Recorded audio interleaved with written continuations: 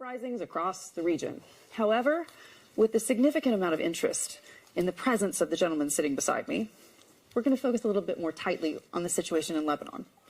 And I think that we can all agree that this is a situation that has potential for spillover across the entire region and implications for whatever happens from Washington to Moscow and elsewhere.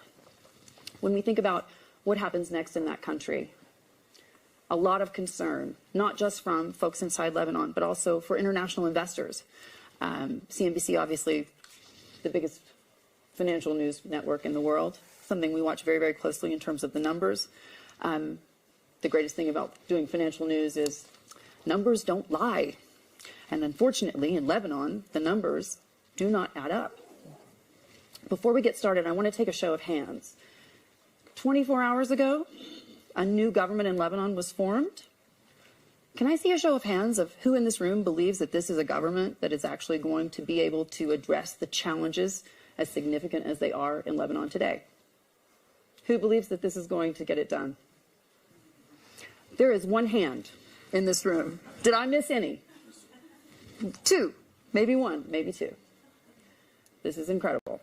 Okay, so this is a government that nobody in this room, at least, believes can get it done when it comes to fixing the situation in Lebanon. This is a country in economic collapse. It's a story I've been covering for many, many months now, even years, I might say. To blame it all on the central bank governor is to miss the bigger point. I mean, Jamie Dimon from JP Morgan yesterday saying on CNBC that, central banks, they can do a lot when it comes to economies, but at the end of the day, it's not something that they can fix with a magic wand. It has to also be followed up by serious fiscal reform, serious fiscal commitment from finance ministers. And that's unfortunately something that we have not seen in Lebanon. Minister, can I kick off by asking you something that has been asked to me multiple times on Twitter and Facebook and Instagram? How did you get here? How did I get here? Did you take a private plane? I came simply on my own expenses. On your own expenses? Yes. I know rumors and lies circulate always on issues like this, but I'm used to this, and this is the reality. On my own expenses. Don't ministers make about $5,000 a month? How does one charter a plane on $5,000 a month? Not one Lebanese lira on the expense of the Lebanese treasury. You're taking responsibility for the fact that this is a very bad situation. Being part of the government, we definitely take responsibility. And it's not just you. I want to make that clear. Let me continue my answer. Because you asked something, let me give you the answer. Being part of the government... As a result of the fact that there are no job opportunities. But she also touched on another thing. Lebanon is beautiful. I love Lebanon more or as much as my very own country, and that's saying a lot for a patriot of the Americans. But I have to ask you, Minister of Electricity, all those years, what happened? You said that there would be 24/7 electricity. The lights go out on a daily basis, on an hourly basis. What happened? Yeah, the two boats. What? The boats. You have two boats. Yeah. You got boats. Not you. This is not exactly. This is not exactly environmentally friendly either. I mean, if I'm sitting in Gezir and I'm going to Beirut, it takes me 2 hours on a crumbling road. But besides that, it also means that I'm looking down at the beautiful skyline of Beirut and I can't see it because pollution. So you're destroying the environment, and at the same time, you're not providing 24/7 electricity. What happened? Let me be clear on people who don't know the reality. Lebanon has been a country of immigration since ever. That's why we are 4 million in Lebanon. And we are 14 abroad. That's good and bad at the same time, because the 14 millions are giving Lebanon limits that are really around the world. And Lebanese are successful by nature. So they hold the message of the Lebanon of diversity and success. Unfortunately, and this is the reality since ever, we have a malfunctioning system because of confessionalism. And what the young generation are calling in the streets is to have a secular system whereby citizens are equal. And don't you think you're supporting confessionalism? Let me get to your question. I'm not trying to avoid it, but I'm only describing a situation where a big chunk of our political system is based on that confessionalism. And this is what's making the ability to take a decision based on the will and agreement and approval of all these confessions, even unfortunately, on issues like electricity. Now, asking me this, as if when we came to the government, the Free Patriotic Movement, as if there was electricity, no debt. There was no electricity and no plan for electricity. I get it, but you promised 24/7. You did not get it. No? Why? Why you did not get it? Because you're asking, and it's your right. Because we presented a plan. I start to see why there's no actual cohesion in Lebanese politics. We presented a plan on this issue, for example, as much as for trash and other things related to money. We are against the fiscal and monetary policy that is adopted in Lebanon. We were not able to change it until now, unfortunately. We were not able because we That's are a long not time not to be able to fix it. Yeah. Yes, this is the reality. We have this system, that we cannot force. She was talking about transparency, and she is 100% right. Our bloc, for example, presented 5 law projects to the government and to the parliament related, one to the uplifting of the bank secrecy, lifting the bank secrecy, to lifting the immunity on the ministers and deputies, to revealing the account statements of all the public servants and officials in the country. So everyone's open to an audit. Yeah, of course. And this can be very quick, to having a special tribunal for such financial crimes. But that's in Lebanon only, not externally, right? And the 5th one, no, externally also. I'll tell you about So this. you would be open to your external... Let me continue with my logic. And the 5th one is related to the restoration of stolen or dilapidated money, public funds. 5 projects, 5 laws. None of them was adopted in the government. Why? Because we don't have the majority in the government. Very simple. Yes, we have the biggest bloc, but we are even less than quarter of the number of the MPs. So this kind of law, you need the majority in the parliament to adopt it. But I think when we reach that level of transparency, this is the best way to fight corruption. This is the problem, though. I mean, if you're not getting where you need to be because you can't find a majority, isn't it about time to call it quits and say, you know what, it's not working. What I'm doing is not working. I should recuse myself. I should step back because I don't have political will to get something done. Yes, and we had elections since, in 2018, and the people of Lebanon, because of our political system, chose these representatives. And none can have this majority. But it was also and even now, in this current government, if it's on the basis of majority-minority, still you need to have the consensus of the Christians and the Shias and the Sunnis. This is the sad reality of countries like Lebanon. But I think, we understand it's a confessional system. We understand it's arrived out of also the civil war, the tariff agreement, but I think the 2018 elections were stymied by one thing. I think you needed a PhD in mathematics to understand the outcomes of the formula. And the time lost, I remember, in the consolidation of the package was precisely everybody wanted to know the outcome on the forehand. The beauty of it was there were some surprises.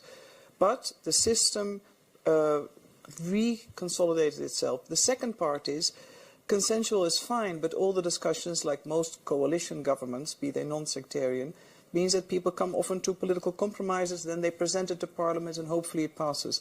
But the financing side to a lot of the agreements is where the corruption really kicks in. And you can see that in World Bank reports, you can see it in Transparency International. Lebanon ranks very low for the standard of the country and the potential of the country. 138 out of 175. Name me any. One shouldn't need, in most other Arab countries, is the same. One shouldn't need wasta.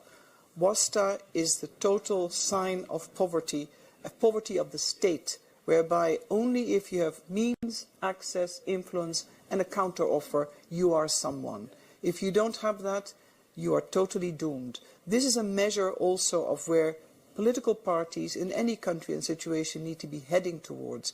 Because I'm hopeful that not Arab unrest, but I think citizen voices that are taking it to the streets, lessons have been learned from the 2011 period.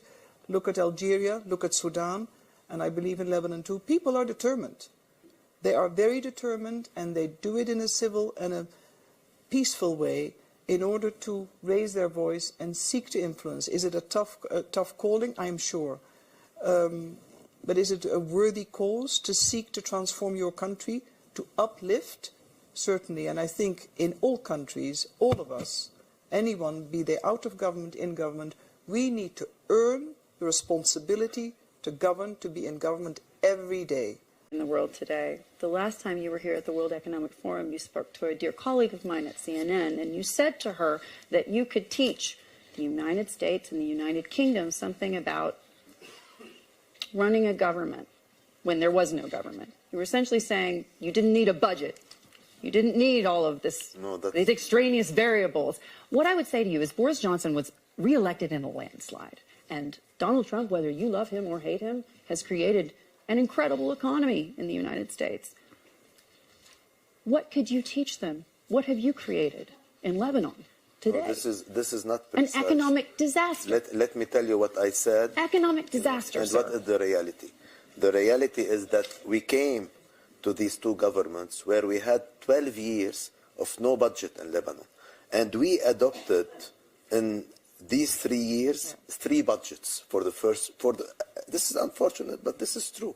For the first time, 3 budgets. Imagine that we have unaudited accounts in Lebanon since 25 years, and we did it now. So this is the kind of reforms that we need to do. And this is our responsibility. And this is where I agree that the own responsibility that we should be taking first is to be independent and to refuse the foreign interventions.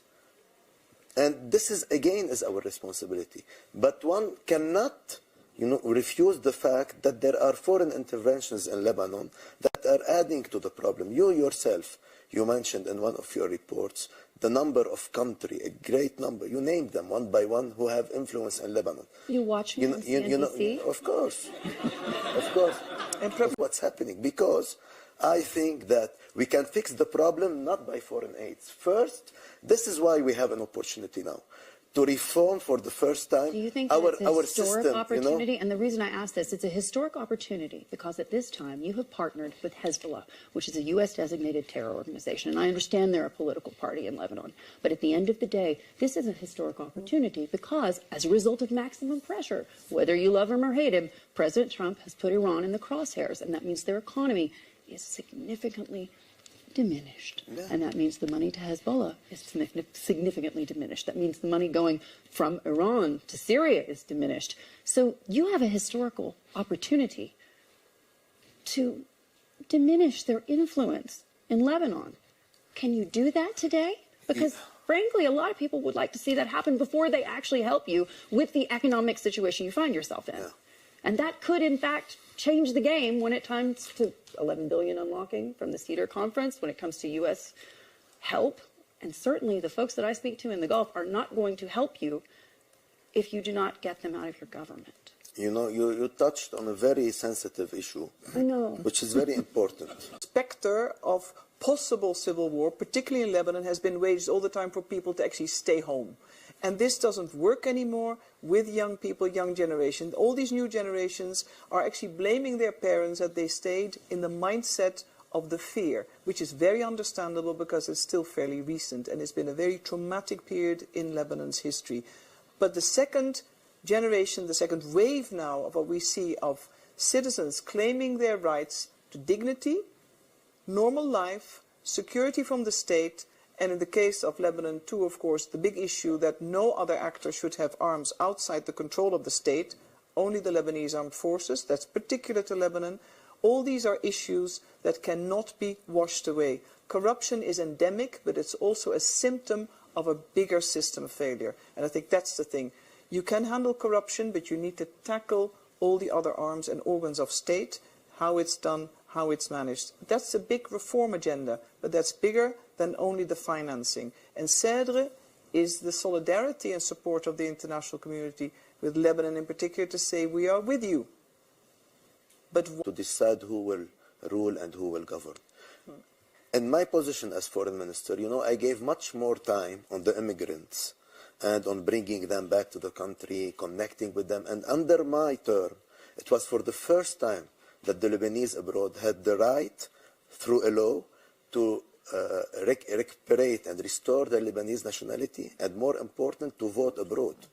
And we are giving back to them their rights because they have to believe in this country again. You know, we did a lot, and there's so much more to do for the Lebanese abroad. They don't believe in the country right now, sir. Yeah, and they are right to be concerned. And you don't believe that's a failure on the part of your government? Yeah, that's why the government resigned, and that's why we brought now other people to come in place. But it is, in a democratic country like Lebanon, not up to you, not up to me to decide what the Lebanese want.